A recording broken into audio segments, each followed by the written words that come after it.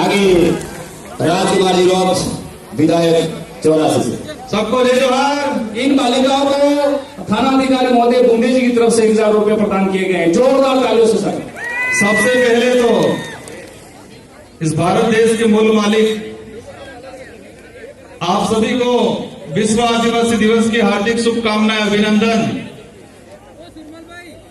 इस राजा डूंगर बरंडा की धरती पे और माला कटारा की धरती पे आप सभी का हार्दिक जोहार, अभिनंदन। आज इस अवसर पे जो अपने स्वाभिमान की लड़ाई के लिए, अपने हक अधिकार की लड़ाई के लिए, अपने आने वाली पीढ़ी की सुरक्षा के लिए इस माला कटारा की धरती पे जो विराजमान हैं, इन सभी भाइयों और बहनों को मेरी ओर से खूब खूब आभार और अभिनंदन। आज ये जो कार्यक्रम रखा गया है, ये विश्व आदिवासी दिवस जो 1994 के यूएनओ द्वारा घोषित किया गया था और इसके बाद से आज तक इसको मनाया जा रहा है।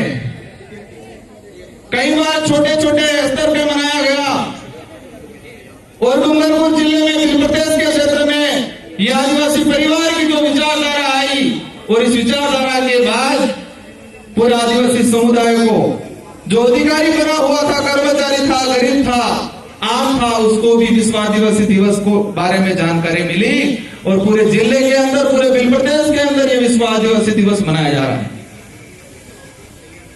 आज का ये जो कार्यक्रम है, उस कार्यक्रम को देख के लग रहा है कि भारत देश का, पूरे देश का एक ऐतिहासिक कार्यक्रम डूंगरपुर जिले की धरती पे हो रहा है, ऐसा लग रहा है। आज यहां से केंद्र सरकार हो, राज्य सरकार हो, उन तक मैसेज पहुंचा रहे हैं कि ये भीड़ नहीं, ये भिड़ने वाले हैं। ये किराए पे लाए हुए लोग नहीं, स्वेच्छा से अपने खुद के पैसे से आए हुए लोग हैं। ये मैसेज पहुंचाना है केंद्र सरकार को, राज्य सरकार को और मानगढ़ पे जो आए हैं उनको ये मैसेज पहुंचाना है कि ये भीड़ नहीं, भिड़ने वाले हैं। ये किराए की भीड़ नहीं, ये स्वेच्छा से आए हुए अपने हक अधिकार की लड़ाई लड़ने वाले लोग हैं। भाइयों, ये खुशी का दिन है, लेकिन साथ में एक दुख का भी दिन है, क्योंकि आज पूरे देश के अंदर आदिवासियों को प्रताड़ित किया जा रहा है, उनके साथ छुआछूत किया जा रहा है, उनके साथ कई अन्याय किया जा रहा है। आप सभी को समझना पड़ेगा कि हम आज एकत्रित हो गए। एकत्रित होने के बाद हमने सांस्कृतिक कार्यक्रम देख लिए, वक्ताओं के भाषण सुन लिए, लेकिन आज सबको ठान के जाना है कि ये आदिवासी हमेशा बरकरार रहे और देश के अंदर किस कोने में कहां पर क्या हो रहा है। हमारे साथी आए थे, एक एमएलए थे त्रिपुरा से, उस भाई ने बताया, उस भाई ने भी कहा कि देश के किसी भी कोने में कहीं पर भी आपत्ति आती है, पूरे देश का आदिवासी समुदाय एक होकर लड़ाई लड़ेगा। आज पूरे देश के अंदर देखा जाए कि हर कोने में कहते हैं कि व्यक्ति और समाज, जो गरीब की बात आती है, व्यक्ति या कोई समाज पैसे से गरीब हो सकता है, अपने विचारों से, अपनी सोच से कोई गरीब नहीं हो सकता है। और यहां जो विराजमान है वो सब अपने विचारों से और अपने सोच से सारे के सारे अमीर लोग बैठे हुए इस मंच पे। इस कार्यक्रम के माध्यम से हमारे पूरे उदयपुर संभाग में, पूरे पूर्व प्रदेश में हमें मैसेज पहुंचाना है कि ये जो हमारी जो लड़ाई है, ये लड़ाई हमारे अस्तित्व को बचाने के लिए है।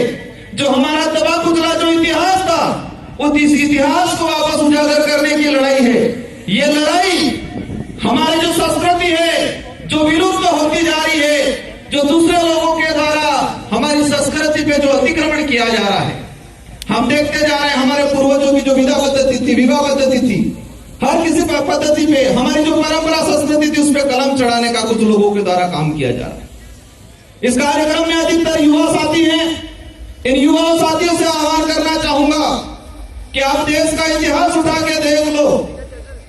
देश के इतिहास में मुगलों से लड़ाई लड़ी हो, अंग्रेजों से लड़ाई लड़ी हो, राजा रजवाड़ों से लड़ाई लड़ी हो, उस लड़ाई में युवाओं का सबसे बड़ा योगदान रहा हुआ है। तो आज आजाद देश के अंदर भी हमारे अस्तित्व की लड़ाई, संविधान बचाने की लड़ाई आप लोगों को ही लड़नी है। इसलिए ठान लेना है कि हमें मजबूत रहना है, हमें बहकावे में नहीं आना है, हमें फ्री की योजनाओं पे ज्यादा ध्यान नहीं देना है, हमें हमारे हक अधिकार की बात। आप सबको पता होगा देश में क्या चल रहा है। देश के अंदर यूसीसी कानून लाया जा रहा है, देश के अंदर डिलिस्टिंग की बात की जा रही है। भारत देश के अंदर वर्तमान में वन सुरक्षा अधिनियम 2023 लाया गया और हमारे जो गमिती बैठे हैं उन गमितियों के लिए कहना चाहूंगा कि राजस्थान की सरकार एक विधेयक लाई, मृत सम्मान शरीर विधेयक। सुनने में बहुत बढ़िया लगता है और कहते हैं ये लोग कि गहलोत जी की सरकार से मरी जाए ने भी सम्मान आलवानो कानून आनी एम कहीं और हमारे भोले वाले बापड़ी जनता ने पहकाम आ भी जाए। मृत सम्मान शरीर विधेयक, मैं उस सदन में उपस्थित था, हमने विरोध किया और उस विधेयक में ये है और इस विधेयक के कारण हमारे आदिवासी समाज की न्याय व्यवस्था खत्म करने का कानून लाया गया है। ये कमिटियों को समझने की जरूरत है। और राजस्थान की सरकार ने हमारे आदिवासी समाज के अंदर जो पालवी कमेटी है उस पालवी व्यवस्था को, आदिवासी समाज की न्याय व्यवस्था को खत्म करने का काम किया है। आपके लिए चैलेंज का काम है, सरकार ने आपको चैलेंज किया है, हमको समझने की जरूरत है और सरकार को बताना है क्या कोई भी विधेयक आता है जनहित के लिए प्रचारित करना चाहिए, जनता से राय मांगनी चाहिए। आदिवासी समाज में ऐसे कई बड़े कांड होते हैं जहां एसपी और कलेक्टर की नहीं चलती, वह हमारे पालों के गमितियों की चलती है, लेकिन इस सरकार ने कमजोर करने का काम किया। कहीं भी बहुत सारे हादसे हो जाते हैं और डूंगरपुर का पूरे इलाके का इतिहास निकाल के देख लो, किसी भी हादसे में जो पुलिस से नहीं सुलझता वो हमारे पालों की कमेटियों से, हमारे पालों के मुखियाओं से, हमारे आदिवासी समाज की न्याय व्यवस्था से वो कादिरा सुलझता है। लेकिन राजस्थान की गहलोत सरकार ने मृत सम्मान शरीर विधेयक पारित करके हमारी आदिवासी समाज की न्याय व्यवस्था को खत्म किया है। साथियों, कार्यक्रम बहुत सारे हैं, आप सभी से अनुरोध करना चाहूंगा शांतिपूर्वक तरीके से बैठना है। बहुत सारे कल्चर कार्यक्रम हैं, असम से हमारी टीम आई हुई है, कई वक्ता और बोलना बाकी है। लेकिन ये जो आज आप जो सुन के जा रहे हो उस बात को अपने घाट बांध के रख लेना है, दिलो दिमाग में बिठा के रख लेना है और समय आने पे एहसास कराना है कि आदिवासी समाज पे आप अन्याय करते जाओगे और चुनाव के वक्त आप हमको लॉलीपॉप दे दोगे और हम बिखरने वाले, हम उस लाभ लालच में आने वाले लोग नहीं है। ये गांठ बांध के जाना है, ये गुस्सा बरकरार रखना है। और ये गुस्सा, हमारा देश लोकतांत्रिक देश है, इस लोकतांत्रिक देश में जनता का राज हुआ करता है, लेकिन इस लोकतांत्रिक देश में, लोकतांत्रिक जो देश है उस देश में कुछ लोग राजा बनने की कोशिश कर रहे हैं।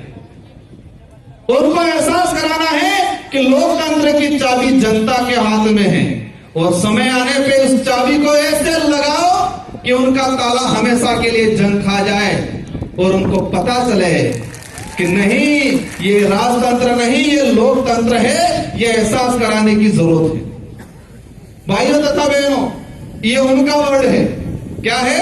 भाइयों तथा बहनों, हमारे देश की जनता को के बेवकूफ बना दिया गया और टीवी पे गोदी मीडिया दिखा देती है कि सीमा हैदर वहां से आई, साथ में कितने बच्चे आए सबको पता है। सीमा हैदर पाकिस्तान से आई, साथ में 4 बच्चे लाई।